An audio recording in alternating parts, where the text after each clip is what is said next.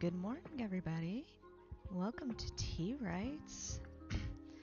I'm your host, Jax Wolf. I'm a fantasy writer, or soon to be fantasy author, someday. And you are here on our Saturday morning writing stream. Welcome. If this is your first time with Tea Writes, let me walk you through it. If you're on Blue Sky, I would highly suggest clicking the little link that you see at the bottom of the post. That'll take you to our open chat where you can say whatever you'd like so long as it doesn't violate YouTube TOS or doesn't make people uncomfortable. I will read what you say out loud and respond to it, and that is the social part of it.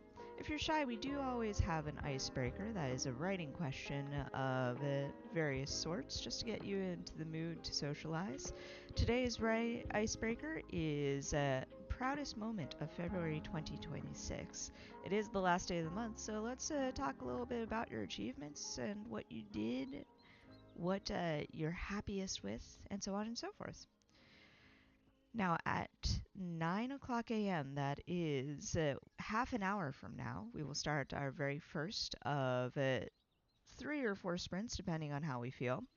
You'll see in the top right of your, top left of your corner, top left corner of your screen, you will see our timers.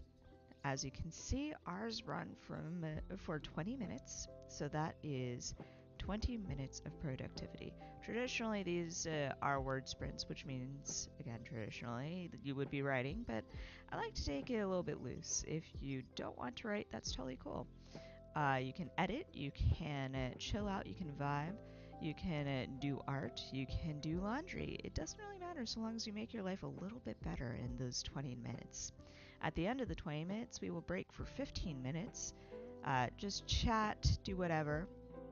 Then, or at least I chat, you stand up and get up, and you stand up, walk around, get some tea, whatever you'd like to do. And then at the end of the 15 minutes, we'll start in our next sprint, and we'll do that again 3 or 4 times. Normally it's only about 3, but sometimes on Saturday mornings we like to be a little bit spicy and do 4. We'll see how where this morning takes us. But yeah, that's about it. It's a very plain and simple here. Like I said, it's very chill. You might hear some strange noises. I am actually making myself some morning tea. If you're following me on Blue Sky, you would know that this past week has been a little bit eventful. I had another health scare. I'm working on my health anyway. It's always good to take care of yourselves, my dudes. That means getting more than 5 hours of sleep a night. It also means keeping an eye on yourself and keeping your stress levels low. That way, your body behaves as it should. Right now, mine is not quite, but we're getting there.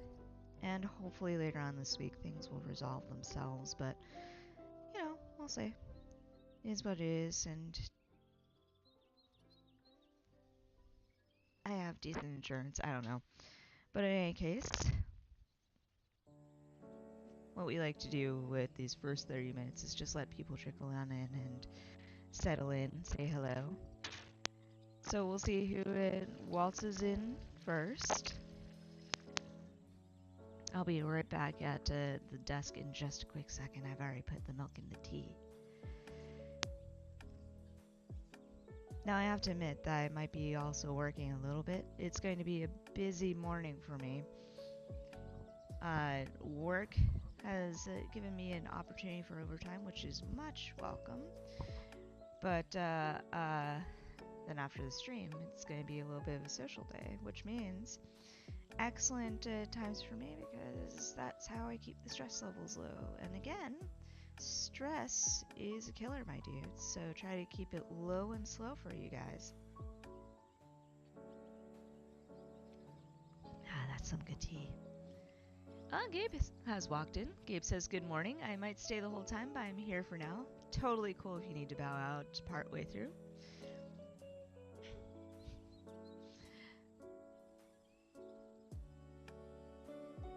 think if I recall correctly, you're Sherry, right? Sherry says, "Good morning, Jax. Welcome, welcome." Gabe says, "Also, Ree, please take care of yourself. I'm sorry that you had a health scare." Thank you. Um, Also, Gabe says, "I'm meant might not, lol." Totally cool. Yeah, and with regards to taking care of myself, absolutely. Like, I've at least found a doctor, so that is one thing off my list. And the doctor he seems to be an okay one. Um, we're going to see where this advice takes me. He's really pushing to get some lifestyle changes happening. But in general, I feel like this year I do have to take care a little bit better care of myself and stop making excuses. Like go find a gym and fix my sleep schedule and eat better. Get back on the vegetarian wagon at least. Or at least, eat healthier in general. And, just. But, some things are hereditary, and we just kind of observe them and hope that they go away, and talk to our doctors if they don't. I am trying my best not to worry too much about it because I know that if it didn't kill my mom, it's not going to. And I'm saying it, knock on wood, but also my mom had gone through menopause, so she doesn't even have to worry about these things anymore. But I do. And that is probably TMI, but hey.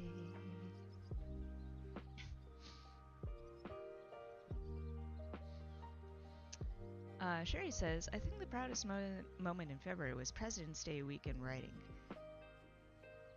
And hells yes, I got it right.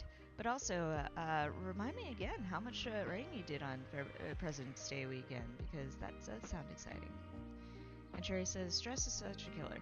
For serious, and it's always going to be the quote-unquote fun things that will kill you. Like, oh, staying up until 4 a.m.? No, that's going to fuck you up, especially the older you get. Like, one of the hardest things that you have to really take into consideration is that if you can't, the older you get, the less you can abuse your body. So if you did something when you were 22, you can't do it at 32. I'm sorry, it's just how it works. But that is something that I am slowly learning myself. But at the very least,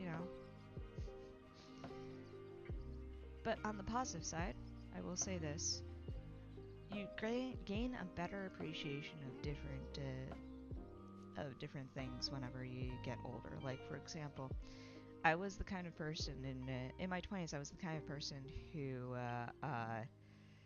stayed up until 5 in the morning a lot in my 20s.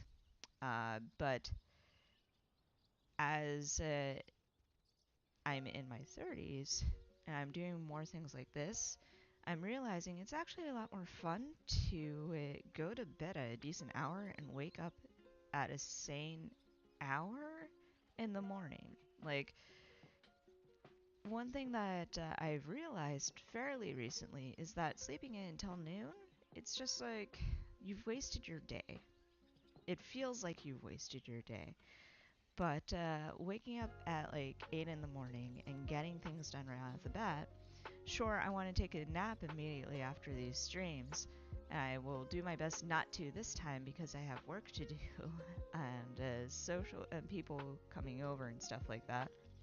But it's it just feels better. It feels like I did not waste my day. It's kind of funny because usually my weekends I wake up early on Saturdays, but then wake up late on Sundays, and there's such a stark difference. So I feel like I just need to push myself to change more positively. In general, I feel like that is the theme of 2026: positive change. Like, work on myself, get back in there. If you're here on the last stream, I did also talk about a little bit about like positive personal change in general. Well, at least for me, and just sort of like pulling oneself out of a wallowing hole and getting to work. Ironically, I have a manuscript about that. I should probably pull it off the shelf and work on it as part of therapy, but that's a thought. Sherry says, I ended up with 10K. I am proud of that for you. That is a nice chunk, and I applaud that. But yes, for those just walking in, that would be Taisha. Hello, good morning. Today's icebreaker is the proudest moment of February 2026. It is the last day of the month, so I felt it would be a good thing to just sort of talk about what we did this past month, what your proudest writing moment was, just share in the delights.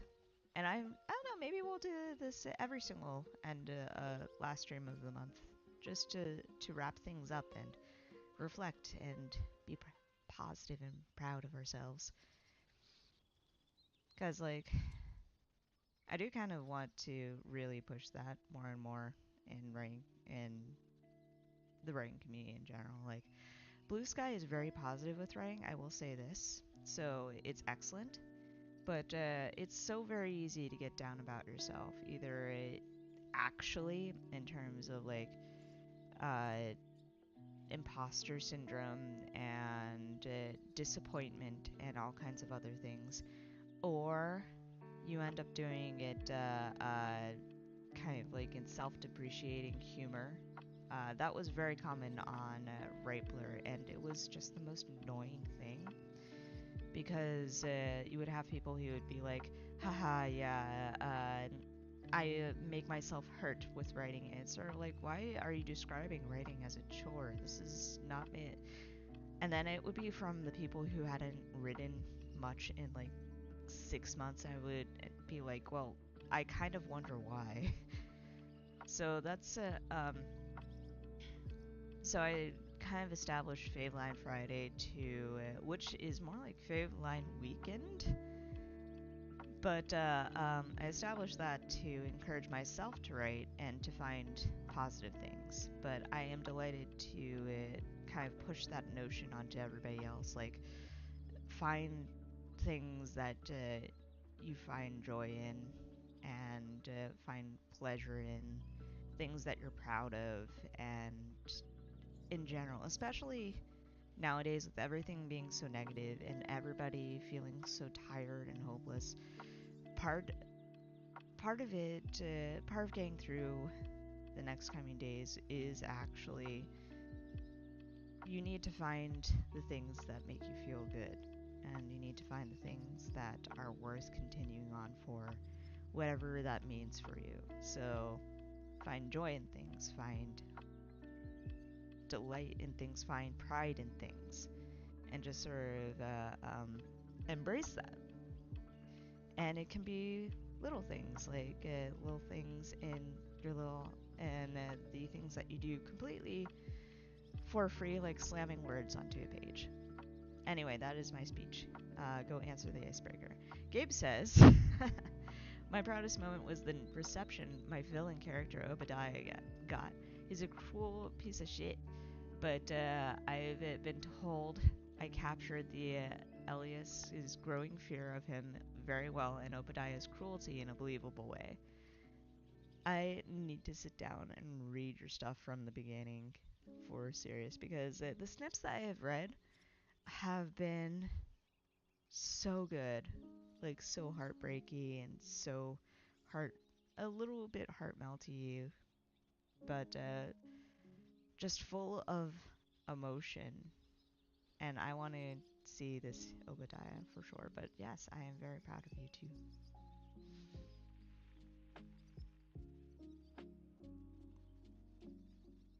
I should answer this for myself, I think. For me, the proudest moment was getting through all those edits. I don't remember when I started draft 7, but I've pushed through to the sanctuary chapters, and boom, here I am. And also, I'm kind of proud of the reception folks, the reception Bohemia got. Like,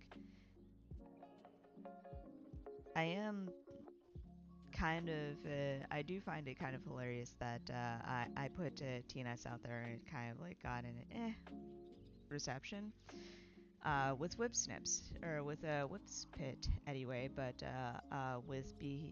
like, I put Bohemia out there and people want to see bees, and I'm delighted because this is a species that I kind of made from scratch, and so many people are like, I want to see the bees. And it's the Zizun are something that I find a lot of joy in building and playing with and writing. So I'm really excited to start in on Bohemia and share the bees with people.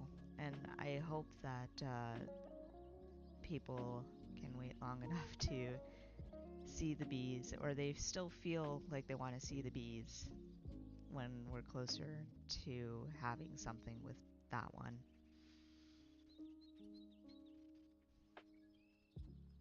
But Taisha says, Jax, I relate too well with everything you've been talking about. Been pulling myself out of that depression hole over the past year, but doing much better now. Attitude and positivity is so important.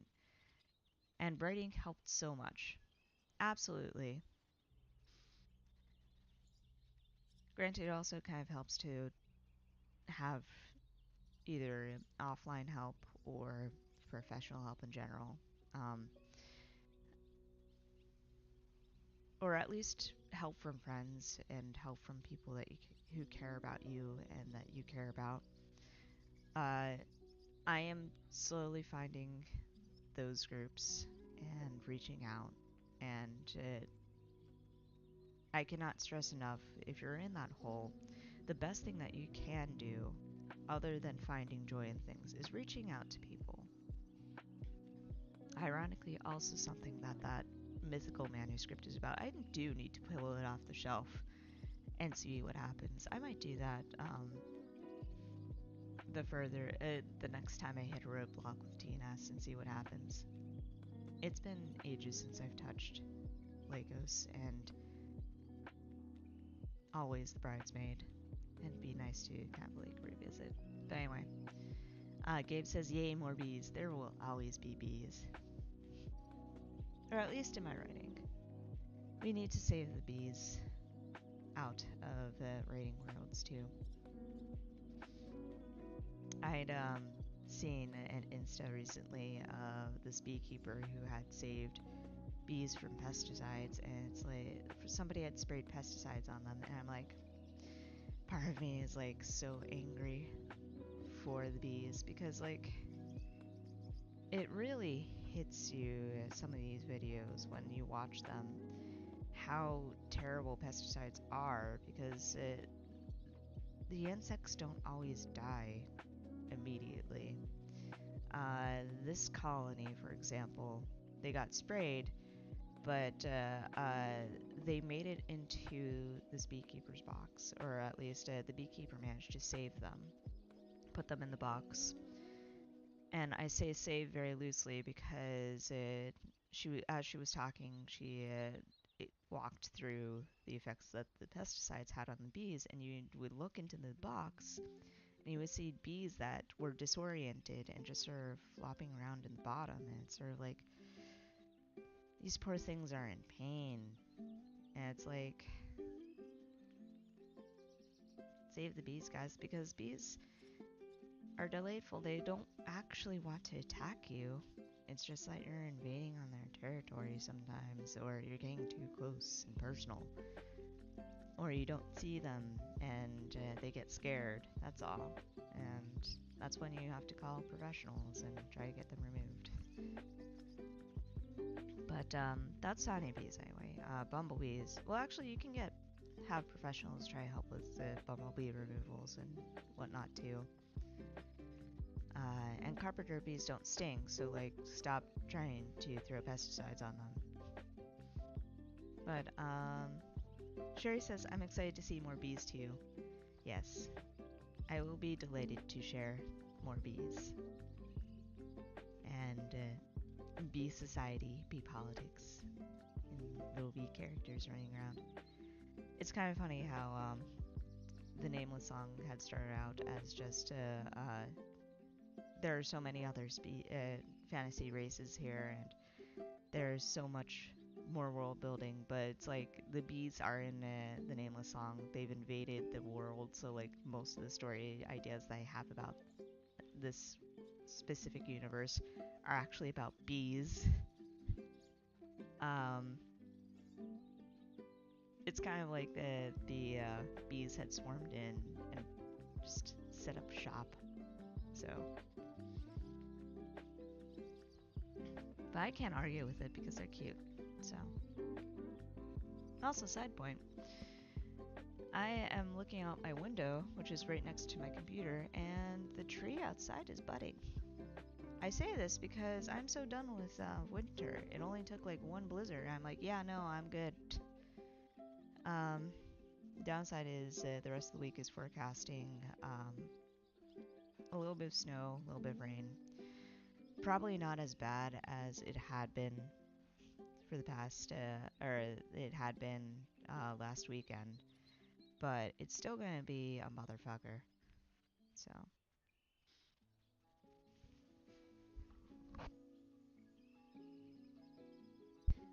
luckily, this is going to be 1 week where I'm working most of the time and trying to chug along.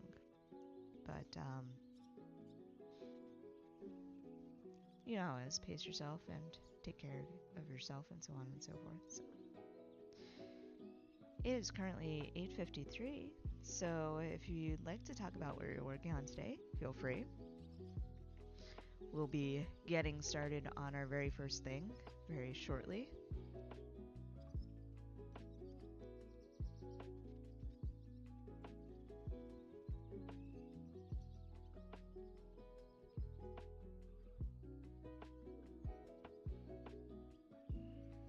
Yeah, for the first sprint, I actually have to do a little bit of work. So you won't see on the right side of your screen, there's actually an instance of Scrivener. It's blurred because I have learned kind of sort of recently that might be a good thing to do. But it will not be moving for the first sprint because I am actually going to be working. But hopefully I'll be able to get done before the next sprint. But in any case, that is my explanation.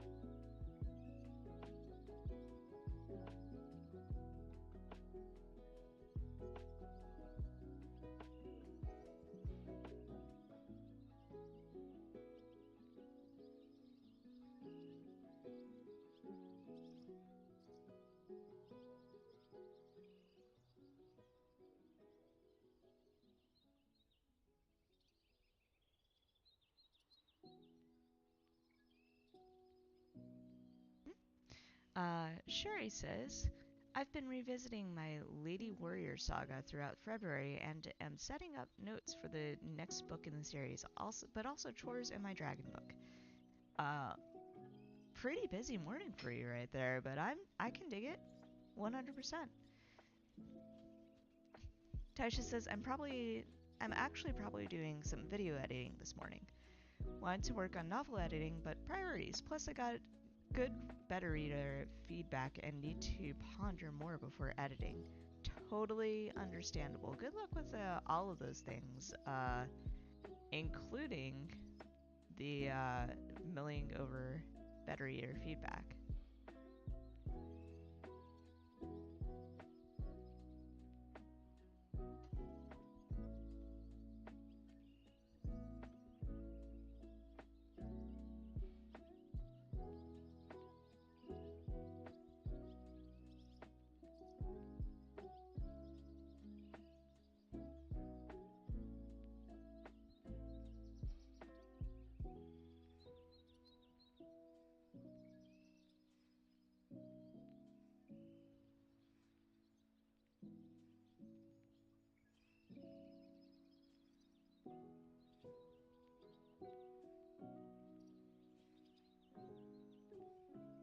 Gabe says, I'm waiting for my little brother to wake up and be about. I'm going to spend the day with him. Aww. I hope it's a good day, and I hope it's a lot of fun. For now, I'm editing again. I just got done with the big twist reveal. Hells yeah, that must have been so satisfying. The next chapter has an even bigger one, but more breadcrumbs for the reader to see how it all comes together. Exciting, super exciting. So yeah, best of luck with editing, and absolutely hope that Day Out is an excellent one for the both of you.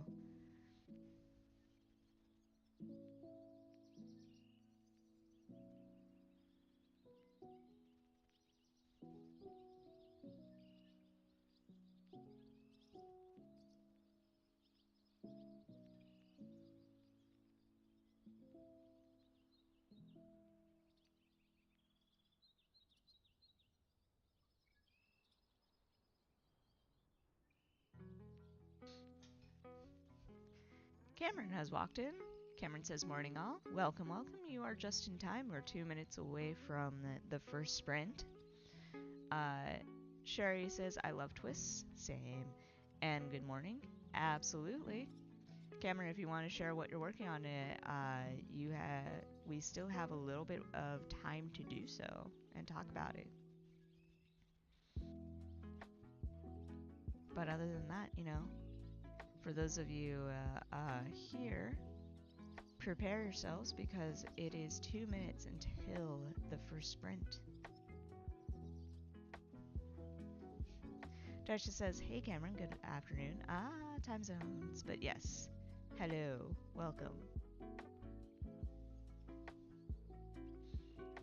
But yeah, once I'm done with work, which again should hopefully only be the first 20 minutes, I am hoping to get back into some fresh writing because we are on the sanctuary part of TNS, which is the Dragon Capital, and I am picking through setting up for bringing in the bees. There will be bees. Bzzz. Cameron says, hi. I will be working on a sketch I'm writing for the I'm working on a sketch I'm writing for the last few pages of Volume 1. Heck yeah. Good luck with the sketches good luck with wrapping up Volume 1 as well. But that said, it's 8:59, so for those who are being productive, get to your things. Quick deep breath in. Let it out. One more time. And out. Tesha sent in a bee emoji and a heart emoji, which I wholeheartedly agree with. But that said, 20 minutes are on the clock. Get ready, get set, and here we go.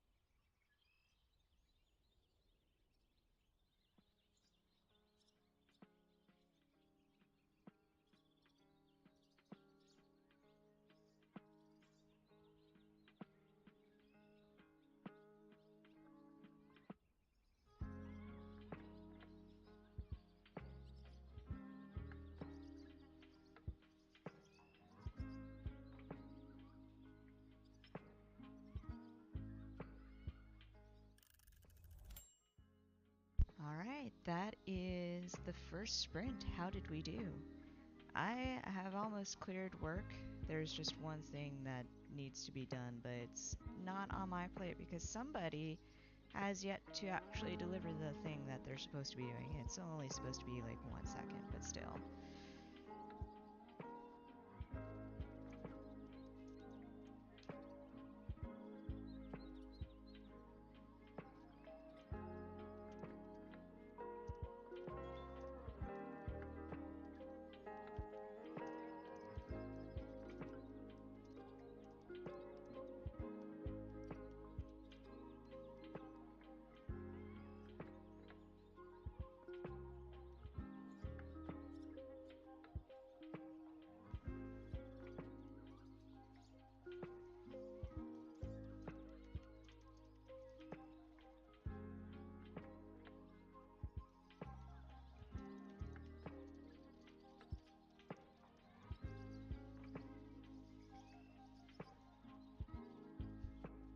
Tasha says that went by way too quickly, right? By the time I had got it, I'd wrestled with something that really is a fucking annoying and is a glitchy mess. It was like I had only like 8 minutes left and I was like, fuck. But I managed to do it.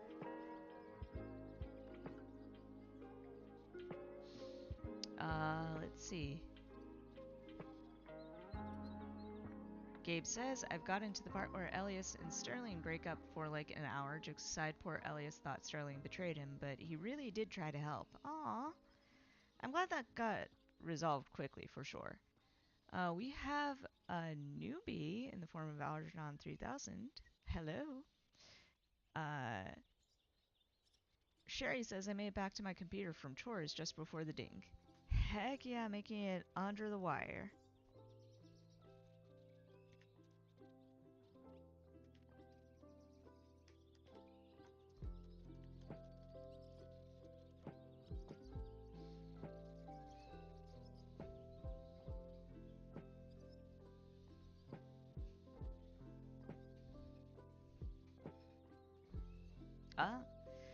Let's see. Tasha says, figured out how to do more stuff in Canva as I'm editing my first screen capture video. So some video editing achieved. Heck yeah. Congratulations to figuring things out. I'm excited. Cameron says that new user is me in another form, I'm afraid. I used the wrong account by mistake. All good, all good. Really neat as fuck avatar, I do have to say. Just saying. Let me look at that closely. Oh, that's cute.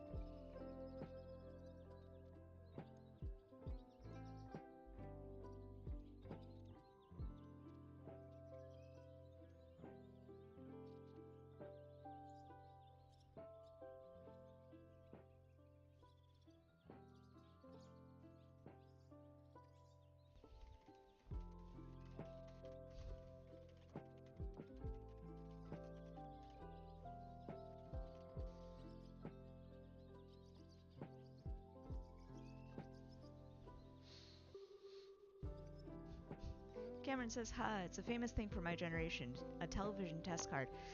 Are you the one who keeps on putting television test cards on my Blue Sky timeline? Or like the little, the test frame at the end of film reels? Because if so, I love you. I love weird old media things like that, so I'm delighted.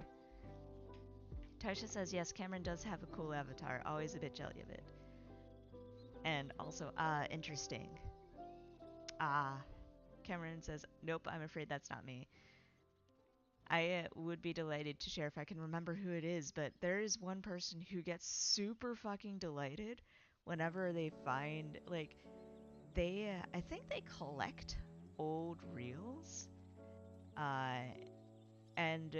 or old videotapes or something like that, or something like this, and they look for, at the very end of every film reel, you would never actually see this played, but there's always a color test. So at the very end, it would always be like a woman standing next to a bar of color. And this is just to show you that the colors are correct on the film that you're watching. And this person would get so delighted when they'd find somebody, especially like the same model in multiple film reels. And I'm like, I am living vicariously through your joy. Also, I love it whenever people get super excited about super innocuous, mundane things, because it's like the appreciation of things that would normally go unnoticed. Like, there's effort in everything. It actually kind of reminds me of I don't know how many people have watched this documentary, but it's a documentary done by Defunctland on YouTube. It is over an hour long. I can't remember exactly how long it is, but it goes by quickly because it's so good. And it is a documentary on the 3-note jingle for the Disney Channel. And it's done so lovingly because what it's really doing is showing appreciation for the artistry that goes into even the most mundane commercial things. And when you think about it, commercial art is still art. There might not be as much passion in it. And in fact, Defunctland does say that the actual composer, his colleagues, had basically described the process as the guy threw 3 notes down and probably never thought about it again. But it still shows off years of skill that did take passion to build up. And even the most mundane, tiniest flecks of that skill affected an entire generation.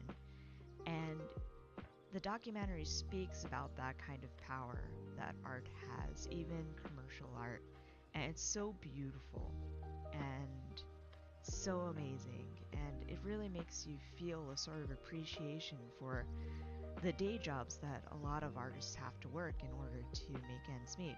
In order for them to continue on and make art.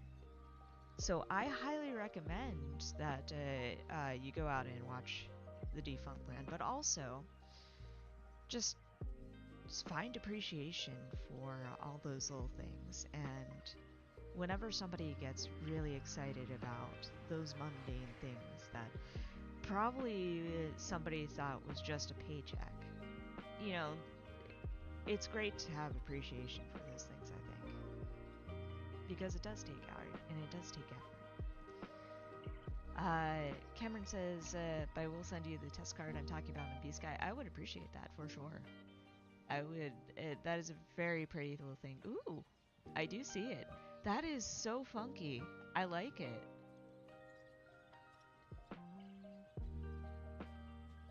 I am re-pooping that. But yeah, that looks like so much fun right there. Also, I appreciate the fact that the BBC has been using that for 50 years. It's very vintage, also. Like, you can get the late 60s kind of to mid 70s vibe from it. It also kind of has these, I do have to say that it does give off analog horror vibes as well, but in a good way. Like, a lot of analog horror kind of relies on scares, but there's the good stuff really appreciates the art and vibes of the eras that they're trying to capture. Like, there's one that I'm trying to think of. I wouldn't be able to pronounce it if I tried, but it comes off as like a Polish children's television show, and it's about this one girl who disappears, and her mother's looking for her, obviously.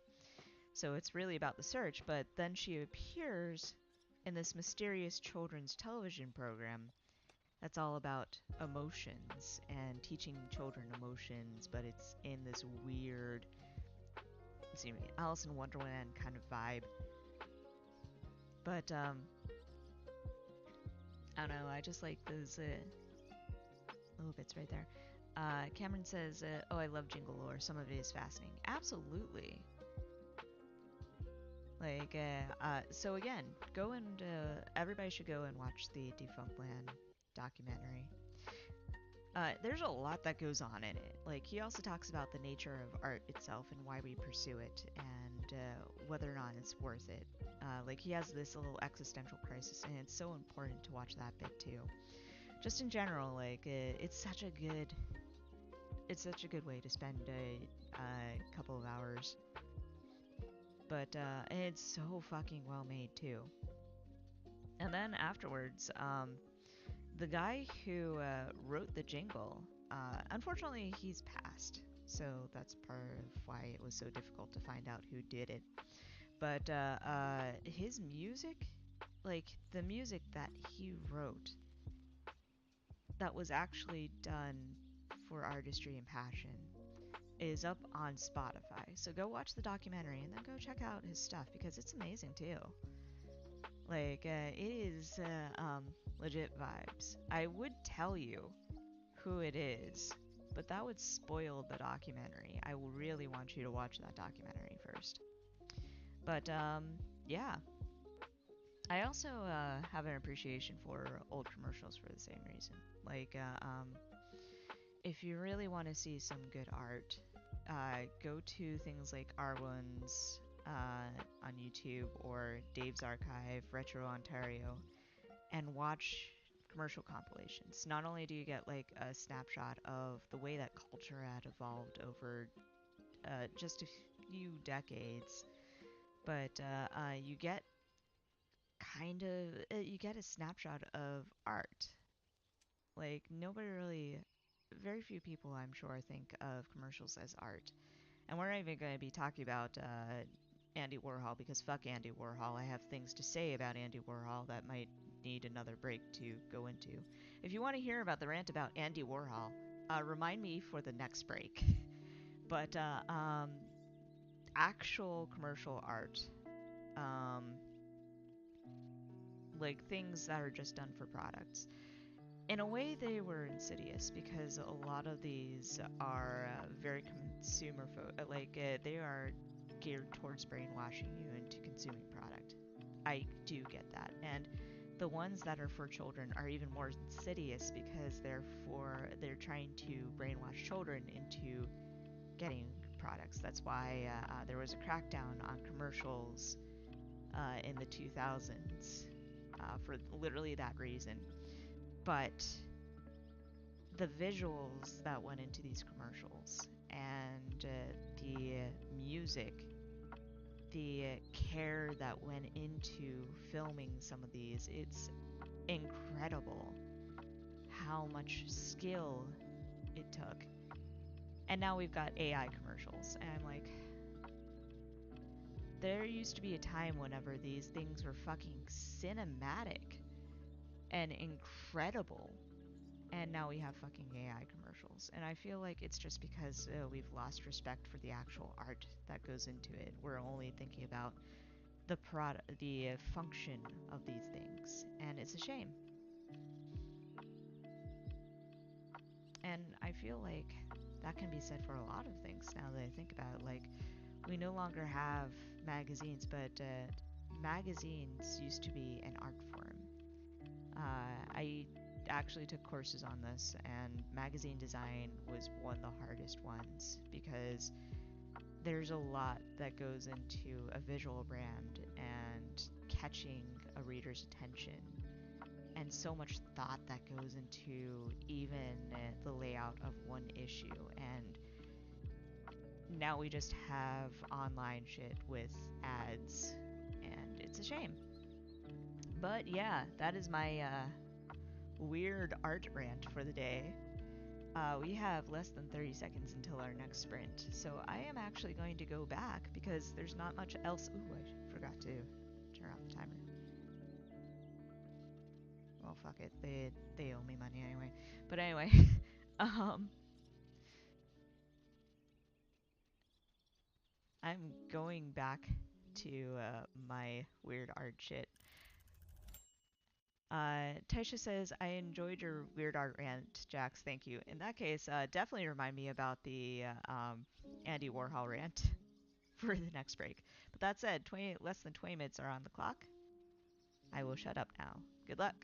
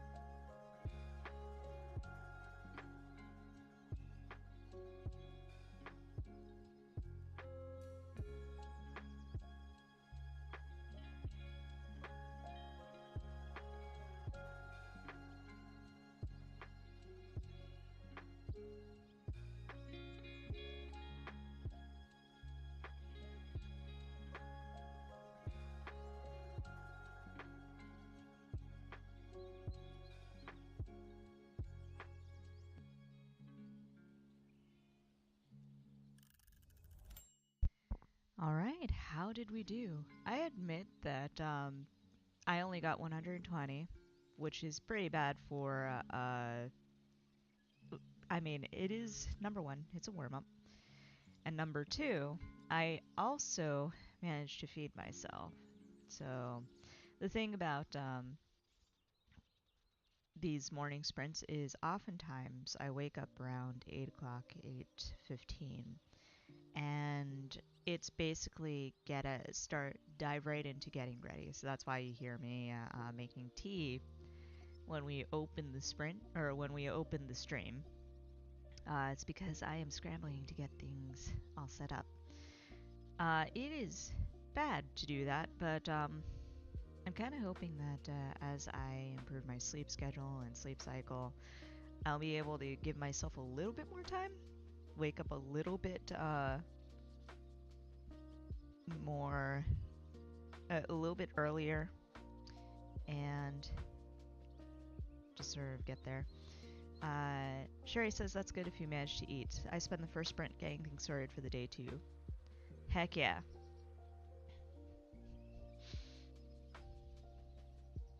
Man, I did promise a rant about Andy Warhol, but no, I'm not 100% sure folks want to hear that one.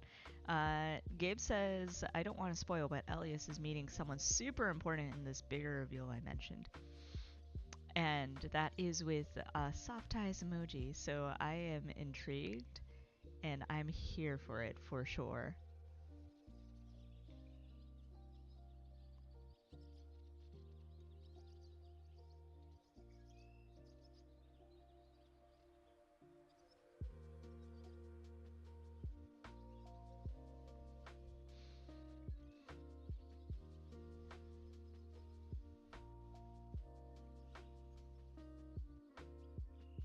But yeah, just kind of vibing. I think it's also, I need to knock the dust off. I feel like today and tomorrow are going to be kind of rest days. Well, not really today because I have a full day with friends to plan for. But then again, I'm also planning on hauling around Clara, my typewriter, and going to hang out in cool places with friends. So maybe we'll see. But I guess to fill the time, I will go over the. Hold on. Taisha says ended up starting making sourdough croissants, which I've never done. Never done in lamination before, so figuring that out, so much better. If you rock it, you rock it. Like, I've always wanted to try actual lamination myself, and it is a time-consuming process. So I applaud you for doing it. But homemade croissants are so good. I wish you the best of luck with that.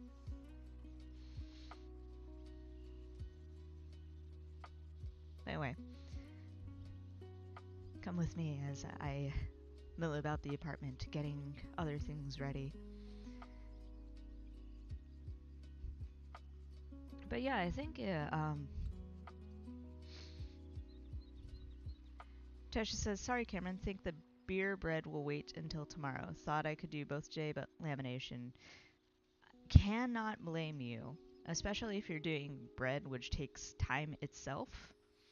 But lamination and croissants are tricky beasts. So don't overload yourself, in other words.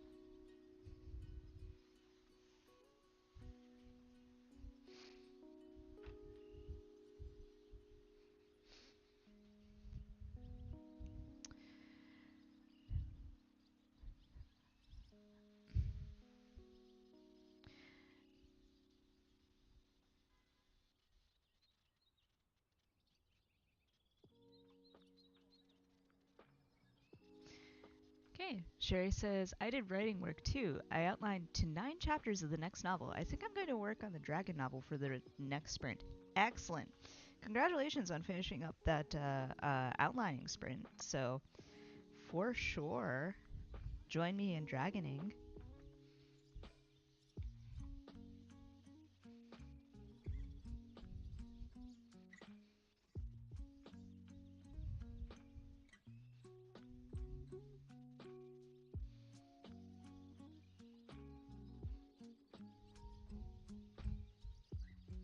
I'm just sort of kind of chilling out, slowly but surely getting dressed too. Not that we're doing full on TMI at this point, I think. But like, multitasking, my dudes. Slowly getting the entire checklist done this morning while I'm with you guys and hanging out. But that's part of what these 15 minutes are for, just sort of rest, relaxation, recharging.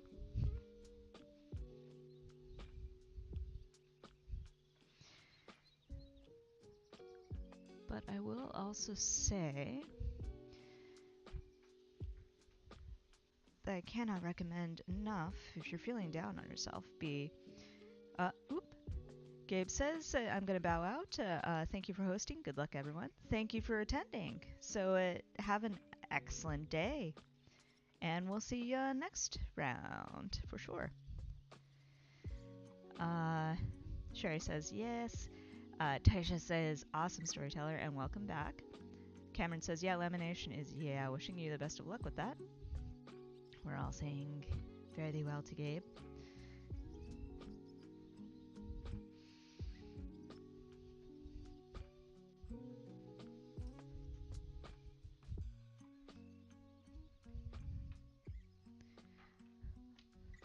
But yeah, if you ever feel down about yourself, just do a little bit of productivity.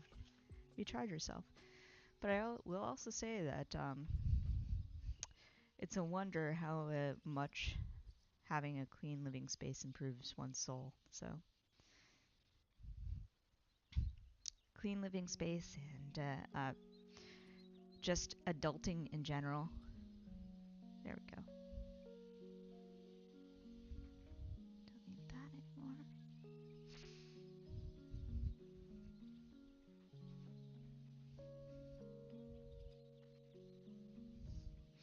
Tesha says, all very true.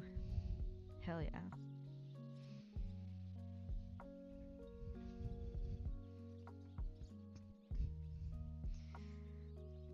But yeah, I did promise rant, and now it's sort of like the moment's passed, so it's a little bit awkward.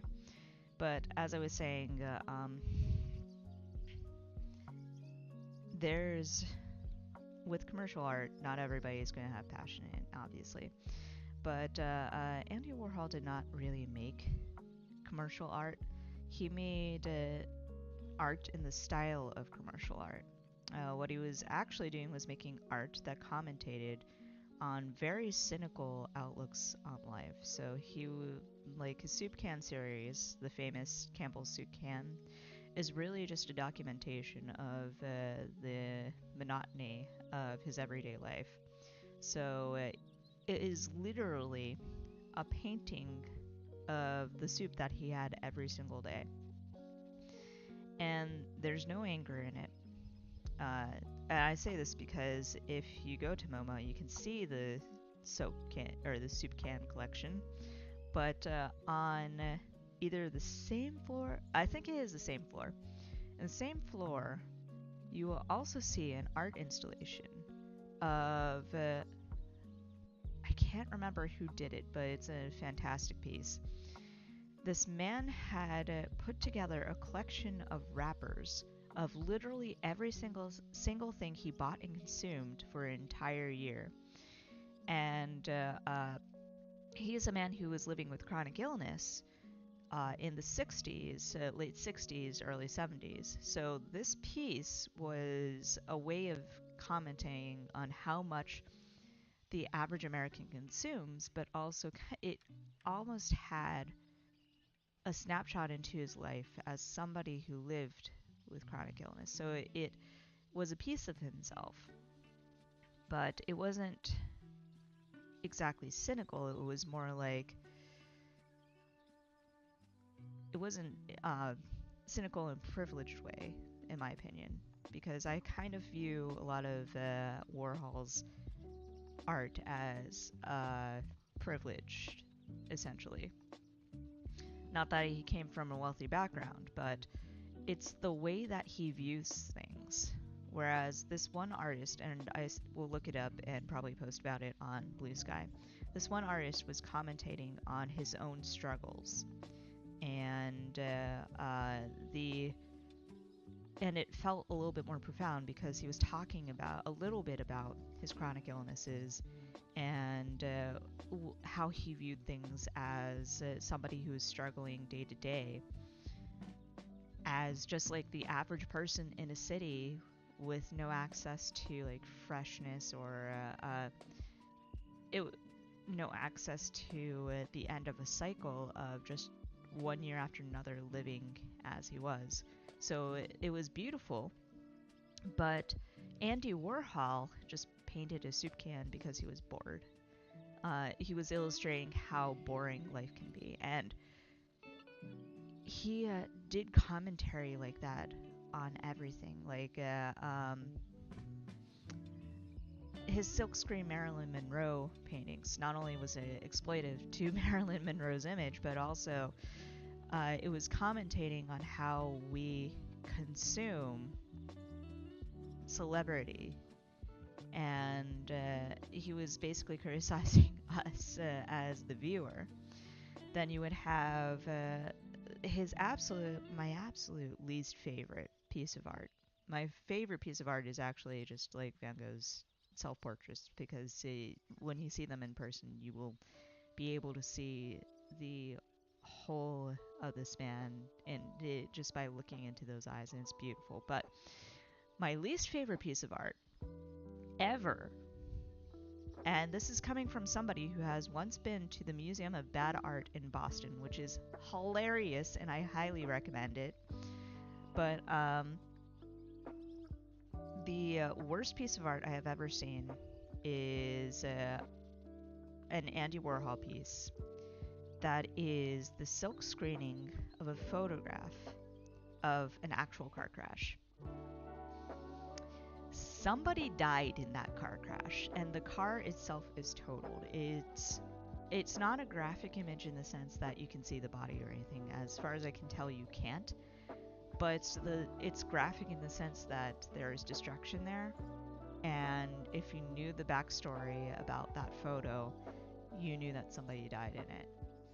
And Andy Warhol took this photograph and he silk screened it twice, and I think it's called Silver Car Painting Twice or something like. Well, I actually have it right in front of me. Hold on, because I was going to fucking talk about this, and it's how fucking horrible it is. But it's called Silver Car Crash Double Disaster.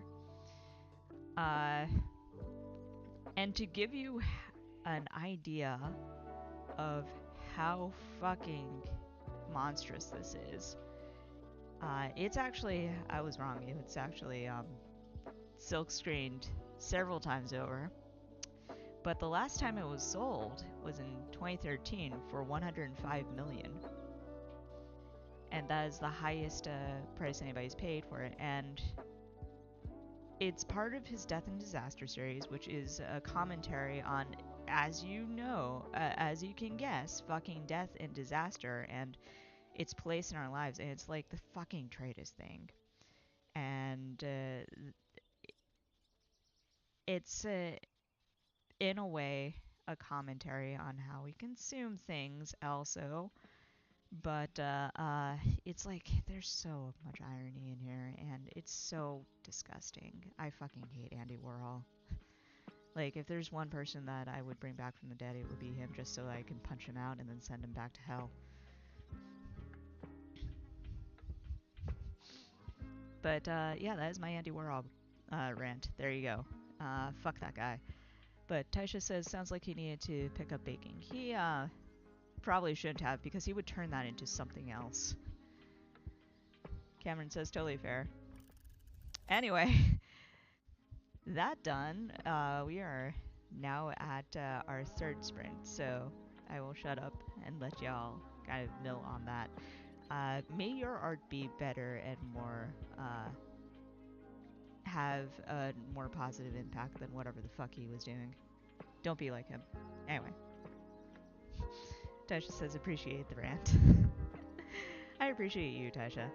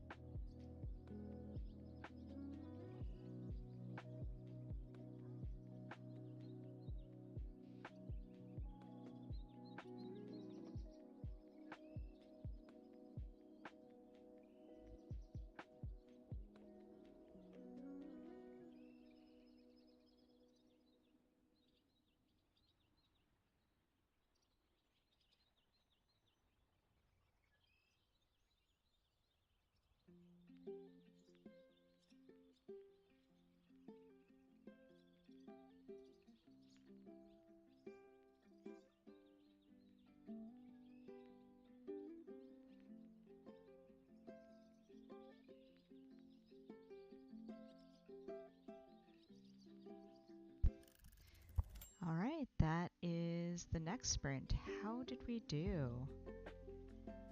Again, 217, still not great, but had to stop for a little bit for a little bit of work, but is what it is. So it is currently 10:30. We are going to go for one more sprint because we have it in us. For one more sprint, I swear I want to do a little bit more than 300 words today. So, yeah. But in the meantime, it's been an excellent morning so far. I'm delighted to be here with you. So thank you so far for coming. Taisha says, you're doing great. Aw, thank you. And Cherry says, I had 194. So high five all around for everybody.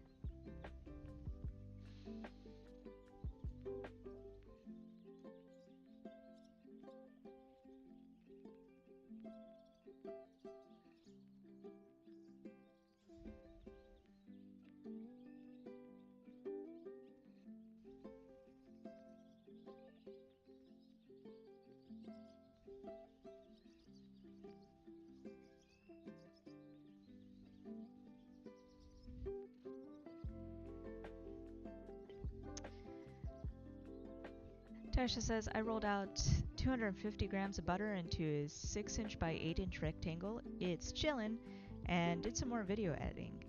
Excellently productive all the way around. I am here for that. Cryptic has walked in. Cryptic says, hello, I had breakfast and started the laundry. You came just in time for one more sprint, I have to admit. Tasha says, can you share what was for breakfast? Cryptic says, just my usual scrambled eggs. Totally cool.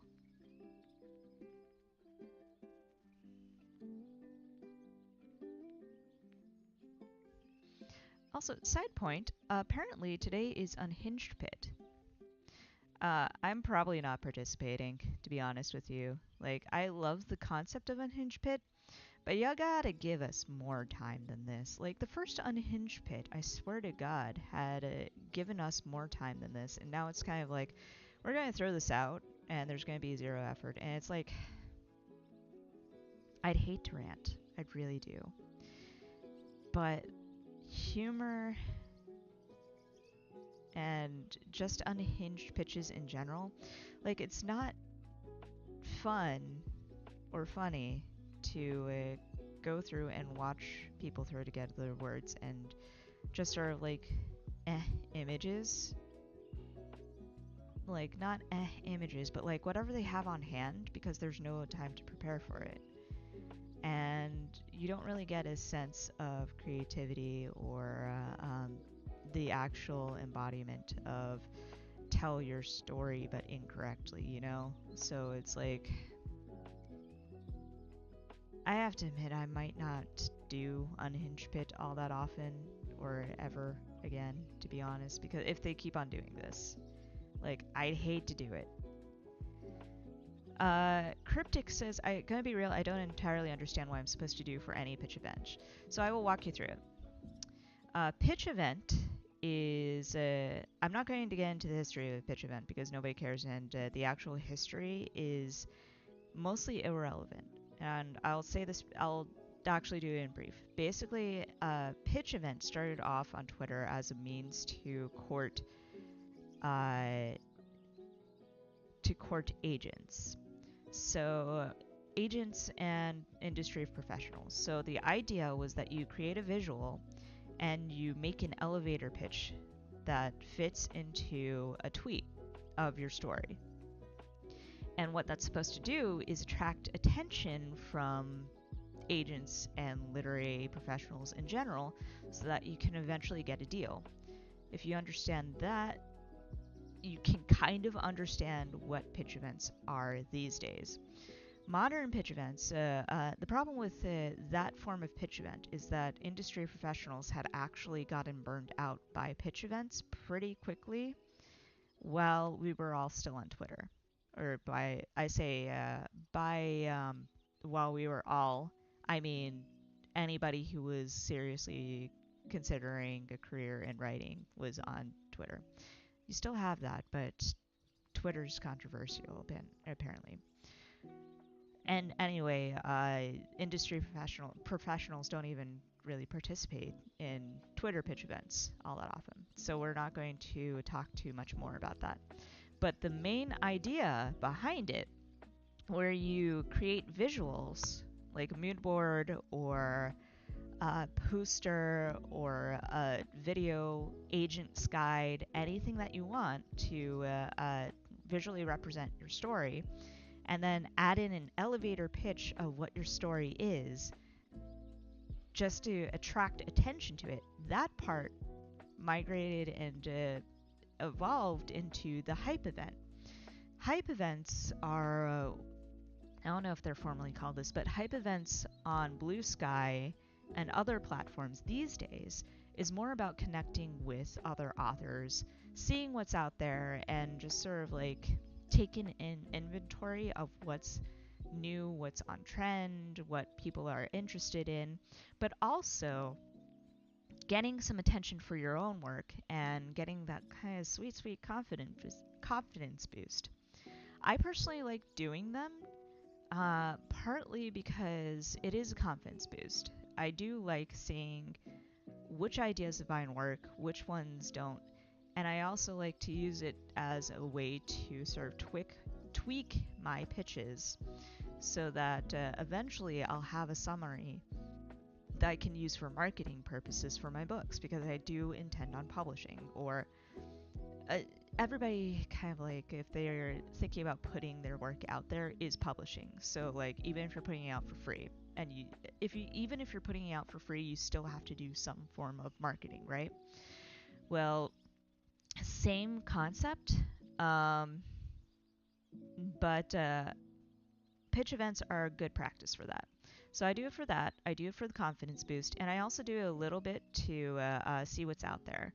Unfortunately, these days, the ones I've been participating in lately have all been on weekdays, basically, or on days where I'm actually doing a whole bunch of other stuff. So I regret that I haven't really had too much time to sit down and participate. And also, I've noticed that sometimes whenever you give energy to an idea or a creator that you really like during these pitch events, you won't always get back. So that's frustrating.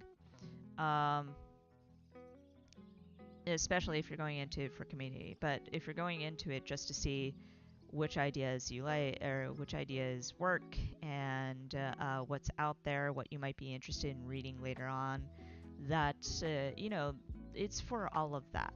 So the short form of what you're supposed to do during a pitch event is, if you hear about a pitch event, step one is go and find the original account who's hosting the pitch event. They will always have rules. So always read the rules, because there are some industry events that still take place, and every pitch event has their own set of tags, right? So go find the host, go read the rules. The rules will also tell you when to start. So in order to prepare for a pitch event, what you need to do is create a graphic that visually embodies your story. So again, that can be a mood board, that can be an agent's guide, a pitch guide, that can be a poster, that can be a piece of art, anything that you feel is a good visual representation of what your story is. Then what you want to do is you want to create a text pitch event, or sorry, a text pitch. Text pitch, or a pitch, is the size of a skeet, and it will include comp titles. Are a good thing to include. So if you have comp titles, definitely do that. For TNS, it's Final Fantasy XIV meets Tensura,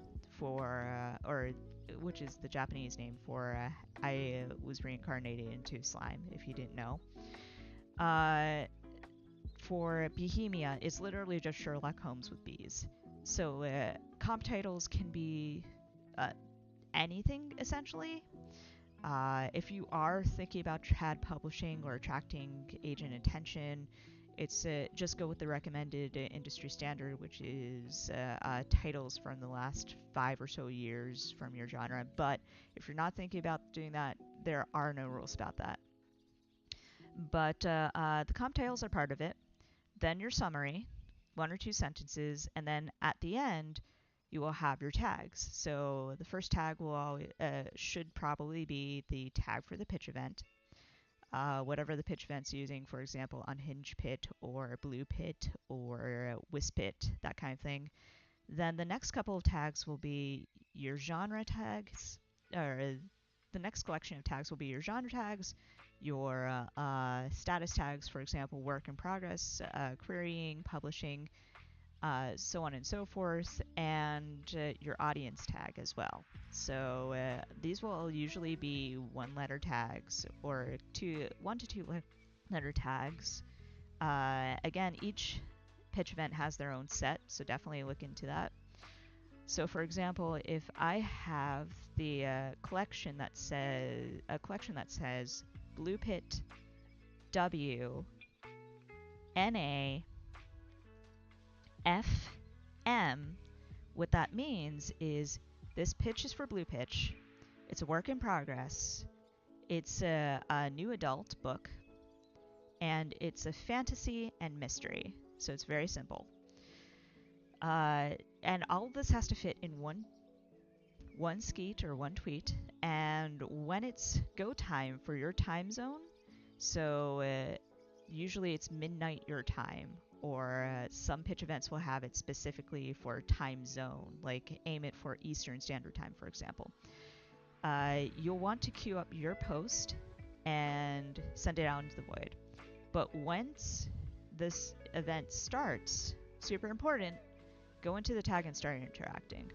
For industry events, what that means is repost only. Do not ever like skeet in an industry event, because skeet likes are for industry professionals only. For hype events, that means everything. Like if you see something, at least give it a like. If you like it, repost it, and if you really like it, leave a comment. So, or at least those are my personal rules. You can do whatever you like. You can even skip some if you want to, if it just does not affect you at all. The only thing that I actually skip are things that are obviously AI. So we've had people go in with AI art, and it's just like, what the fuck are you doing? Get out. But anyway, yeah, that is a pitch event in a nutshell. Unhinged Pit is basically like one of those summarize your story but incorrectly, or this is your story, wrong answers only kind of thing. So it's like supposed to be a chaotic pitch event where you summarize your story in a really kind of like chaotic way and add in visuals that are kind of like, this is blah. Originally, the very first one was like memes. So you could collect memes, you can make memes.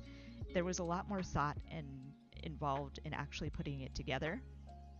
But because they keep on fucking giving us less than 24 hours to prepare for it, and it's fucking blue sky, so of course nobody's going to see your fucking announcement post because your timeline's already flooded.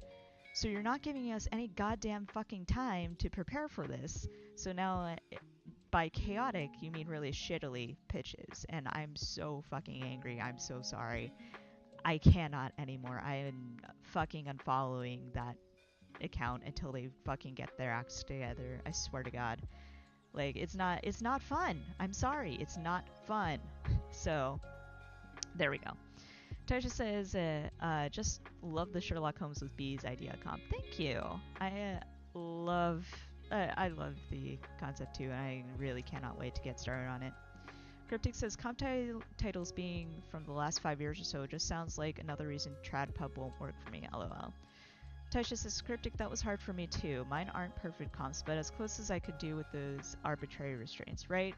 I mean, I get it too, because ultimately, the reason why you're pitching your story in general is to convince people that they can sell your story. And if your story is from 10 years ago, like, for example, nobody's doing sci-fi dystopians a la the Hunger Games anymore. So you can't sell a novel like that.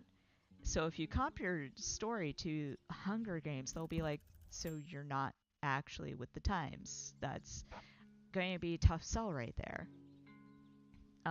So that's why they do it like that.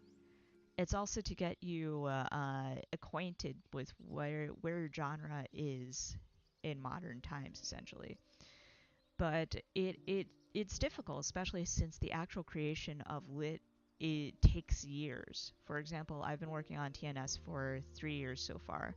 So what was in style and what I used to comp it with when I first started isn't relevant anymore. So it's difficult. You have to be constantly keeping yourself updated. That's the real key. We'll get into the last sprint in just a moment, but let me just read off what the rest of the chat here. Cryptic says, fair enough, but I'm also way too wordy. Taisha says, me too. I will tell you a secret. If you can do an elevator pitch, like a very brief summary, you can also have an agent's guide. And what an agent's guide is, it's a 4-image slideshow, essentially, that consists of one panel is a title, and very, like, title, word count, genre, audience, the very basics. The next one is the blurb. So that's actually where you can go lengthy. So that's why I'm telling you this is a secret. You can go lengthy in an agent's guide. So the second slide is the blurb. It's a couple paragraphs long, basically what you'd find on the back of a book. Third slide will be a snippet to give people an idea of what's inside the book, and the fourth slide will be comp titles. So if you follow that format, that is an option, so long as you can summarize your work in 2 sentences, and you really should be able to do that too. Just like, if you cannot summarize your work in 2 sentences, then the entire plot might need tightening up, not gonna lie. That is a secret that I've kind of learned from Travis Baldry, of all people, because that it was his secret to tightening up his first novel. I'm blanking on the name, but you know what it is. It's Travis Baldry. But what he basically said is that if the problem with the original novel that he wrote was that it wandered too much. But once he was able to summarize in 2 sentences what the story was about, he was able to build a more structured novel because he had that core idea locked in. So your pitch is really your core idea. So it's definitely worth it to work on that. I've actually found it I've actually realized that it's very valuable to figuring out what TNS is about too, because like originally TNS was like, if you go back through different pitch events, you'll see TNS having different blurbs, and that's because slowly but surely I started tying up what the novel was actually about, and it's still not perfect. I'm still tidying up, but the current blurb that you see today, the one that kind of didn't get that much attention in Wispit, is literally the heart and soul of what the novel is. Mick gets turned into a dragon, a divine dragon, despite having gone out to... actually, let me just read it to you and I will explain it a little bit better. I have it right in front of me. So the blurb for TNS is, when luckless Mick agrees to be his best friend Eleanor's adventuring partner, he expects to keep her safe, not for him to be turned into a divine dragon. Now he and Eleanor must face his mission to lead a war against the gods, but is destiny as inevitable as it seems. Now this still seems a little bit vague, and it doesn't mention things like the bees or what the war is actually about or anything like that. But the heart and soul of it is the fact that Mick is thrown into this divine destiny, and instead of actually embracing it as a chosen one normally would, he's manipulating it in order to change fate and take control of it. So the entire core of the novel is that nothing is written in stone. People are not super powerless. You can drive fate. Things are not done to you. You can affect the world around you. So so the pitch is just a thesis statement for the rest of your work. That's all it is. So you can go off in a blurb in the agent's guide, but try to find the thesis statement of your work and go from there. But that said, Taisha said, I spent a month cutting my novel's word count down line by line because, yes, it was much longer than genre's recommended length, but got it within a more acceptable range. Yeah, that one is the main problem that I'm facing. I do find word counts to be arbitrary. I also understand why it's done, because, again, it's all because people want to be able to sell your book. So longer, chunkier novels, when you put them on the shelf and you see them, people do not want to buy door stoppers, essentially. They do want, especially if it's your first novel or the first in series, they want something a little bit lighter. However, I will say this, it does not matter if you're self-publishing. So there's your out there. Sherry says, I spent a week making graphics for the recent pitch event. I had a ton of fun just making marketing items for my books. It really is fun. I agree with Taisha there. When you get into it, I'm very proud of the ones that I made too. It's a lot of fun, just like finding images and throwing them onto a canvas and just having fun clipping them and making art with them. So 100%. Sherry says, I'm a teacher and taking a class to be a librarian, and larger books are intimidating to a lot of readers. Exactly. And that's why I say that people don't want to buy door stoppers unless if they're your debut or the first in a series. So, for example, Stephen King can publish door stoppers, but it's because he's Stephen King. So fans of Stephen King will still buy the doorstopper and still read the doorstopper from cover to cover. But if you didn't know who Stephen King was and you saw, like, Under the Dome, which is a god-awfully long book, you would not want to buy that. It's the same principle with anything else. So that's why the word count exists. Anything above 125 words is a pretty hefty book. You don't think about it when you're on screen because screens don't have a physical representation. But it's long. So, and I'd hate to make it sound like that, but it is tougher to sell that kind of thing. But Cryptic says, it's so funny hearing the stuff about why the industry standard is the way it is, because it's just like, oh, right, most people hate what I like, right? Kind of, sort of. Like, sometimes you might not think that you would... Like, for example, if it's 175 word fantasy novel, you'd probably be like, yeah, I mean, I like fantasy, absolutely, I would read that. But you see it in a store and you're like, I really need to know who the author is before I buy that, because it's like, it's different when you see a physical copy and you're standing in the store, because now you're looking at it like, I have $20 to spend or $30 to spend, and I have only so much time and space in my house. Do I really want to have this door stopper by somebody I'm not even familiar with? So I don't even know if I want to devote my time to reading your stuff.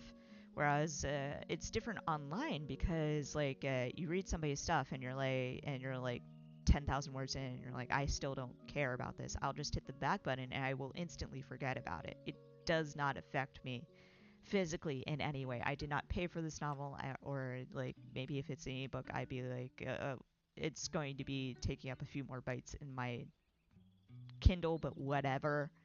It's different. But if you see a physical copy, that's when people are like, I might not like that. Nah. Sherry says, I think your dragon book sounds great. It still makes me happy that our dragon books are so similar. I am delighted that more people are writing dragon transformation books as well. Your dragon book sounds amazing too. Sherry says, I'm concerned about my dragon book. It's going to be chonky. I'm contemplating breaking it into a series of smaller bites. That is definitely one option. The other option, of course, I said, as I've mentioned, is self-publishing, but it is totally worth it to consider. I'm stopping my thing and shutting down. Whoops. Nobody saw that. It's definitely worth it to consider breaking it up and making a series, because series, hell yeah. Granted, series are also difficult to sell for the same principle as chonkers are hard to sell. Cryptic says, I actually do gravitate towards thicker books IRL because so many times I've picked up the thin one and been like, if this were longer, a lot of the stuff I thought was lacking could have been expanded, lol. Okay, yeah, so in that case, yeah, you are like, most people don't like what I like. But yeah. For me, I have only so much money and so much space in an apartment, so I'm like, I don't want to spend money unless I 100% know I'm going to like it, or it's a short enough read and I want to support this one indie bookstore, or the blurb sounded so fucking amazing that I'm going to take a risk with it anyway. But like, even in when I'm standing in a bookstore, I have to really be careful. I look at book reviews before making purchases. Cryptic says, did I mention I'm getting assessed for neurodivergency in October? That's fair. Anyway, let us switch to a timer, because we do want to get one more sprint in. I will probably not get as much as I want to because I will be getting dressed and brushing my teeth and getting ready, but I hope to at least break the 500 word mark. I'm not even sure about this chapter, to be honest with you. It's a lot of nothing. But on the other hand, there was a lot that happened in the chapters preceding, so I think downtime's a good thing, maybe. And we get to know a little bit more, I guess, but we'll see, maybe, one way or another. Anyway, or alternatively, I just write a fucking chonker and then be done with it. But anyway, let's do one more sprint, and I'll use part of the beginning part to finish getting ready for the day. 20 minutes are on the clock. Get ready, get set, and here we go.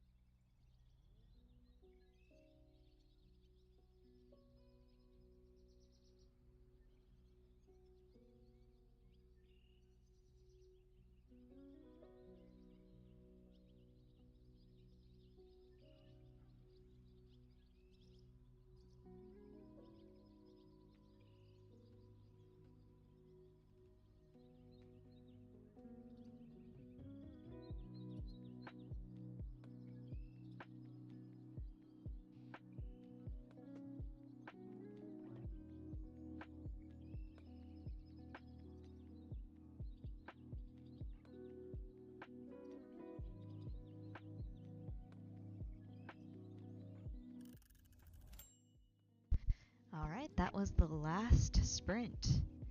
How did we do? So I only got 276. However, I did get dressed, brushed my teeth, cleaned the bathroom a little bit, so progress has been made, just not in all the fun bits. I still have a few other things left to do around the apartment before I start receiving guests for the day and before other things start happening, so we'll see how much we get done. But more than likely, I will continue onwards after this, after all of that is complete. We'll see. But, let's see. Cryptic says dishes are in the dishwasher. Sherry says I was editing and re-editing. I think I wrote 5 words. Totally cool. Editing also counts if you wanted to do page counts of that. If not, totally also awesome. Tosha says, I rolled out some dough into a rectangle and waiting to add the butter for continuing to prep the croissants. How many more turns do you have until you put croissants in the oven, by the way? Because I'm kind of curious about how long it would normally take. Not that I have the room for it. That is the downside to, I want to say Northeastern apartments, but the last apartment that I had in Connecticut, I found a way anyway. But here in New York City, it's a bit tight on space. I yearn for counter space or even like an island. Actually, an island is luxury to me, but anything to cook again. And even then, I would probably still not cook. But anyway. Let me also pull up the calendar too. Tasha says, I also started on the part of the Great British Baking Show that they never show. The Great British Dishwashing Show, right? I wish I had a small crew to take care of that for me. Cryptic gave a laughing emoji. Tasha says, I think several more turns. If this works out and I make edible croissants, I'm sure I'll post it on Blue Sky with in-process pics. I'm looking forward to that. Cryptic says, it's always nicer to have the option. That is true. I do miss having the stand mixer that I had in Connecticut. I used to have a lot of different things that I don't have anymore because dipshit, and I had to get rid of a lot of stuff in order to make room. One thing I regret getting rid of, for example, is a quilt that I had since I was a kid. It was kind of falling apart, but it's like the moment that I laid it down the trash chute, I was like, I could have used that. But that's the thing. You get rid of the old stuff, you get new, and I am learning that myself. I am looking at things that were from dipshit that I need to get rid of, and even if I use them, and I can replace them with new things, and it would be excellent if I did. But anyway, let's talk about schedules, shall we? So, as I've mentioned, I don't really have too many plans for tomorrow. There might be a stream in the evening, there might not be. It all depends on how I'm feeling. Most likely, I will just be hammering away at words by myself, so we might not do a special stream, especially since I've had a long week, so it might be recharge time. So, no special stream tomorrow. I also need to do the newsletter. My bad. That means the next stream would be nothing on Monday or Tuesday. Next stream would be Night Rights, which is 8:30 p.m. Eastern Time. So instead of a.m., it's p.m. And it's on Wednesday. The next one is going to be on Wednesday the 4th. So that is Night Rights, Wednesday the 4th, 8:30 p.m. Eastern Time. Sprints to start at 9 p.m. So, sorry if I'm slurring a little bit. I am getting like a little bit of stuffiness. But anyway. Nothing on Thursday or Friday. Thursday is D&D night for me. Friday is just recharge night. Saturday, however, will be our next tea rights. So, Saturday, March the 7th, 8:30 a.m. instead of 8:30 p.m. So you got all that? March the 4th, night rights, 8:30 p.m. March the 7th, Saturday, 8:30 a.m. Sounds good? Sound good. That said, uh, this is going to be our last sprint of the night. It is currently 11:24:25, and I have things to do before people come in. So I will be tidying and scrambling around my apartment and stuff like that. So unfortunately, I'm going to have to wrap it up right here. But thank you so much, all of you, for coming, including the folks that had to bow out early. I love you all too. It's always a delight to do these, especially in the mornings. So I am looking forward to the next tea rights. I'm also looking forward to the next night rights, of course. But this week is going to be quite interesting. I have guaranteed overtime every single day this week, and it's going to be quite interesting. A lot of things are changing in the company, and fun things are happening, but we'll see. In any case, whatever you're doing for the rest of the day, I hope you have an excellent Saturday, and I hope you have an excellent rest of the week. Hopefully, I'll be able to catch some of you on night rights. If not, I will catch all of you on tea rights. As always, take care of yourselves. Hydrate. Know I love you. And Cryptic says, Sherry says, sorry, I'm going back up. Cryptic says, I might be doing file checks for the con I'm going to that weekend, so I might miss Wednesday. Funnily enough, I tend to wake up way earlier when at con, so I might pop in Saturday. Totally cool. If not, enjoy the con. Sherry says, I'm good for Saturday mornings. We'll see you all next Saturday and catch you on Blue Sky. Cryptic says, see you next time I can show. Have a good day, everyone. Tarsha says, thanks so much for hosting. You're welcome. Thank you so much for catching up with us. And happy writing, everyone. But yes, with that, I am logging off now. Good night, everybody. Good night. Good day, everybody.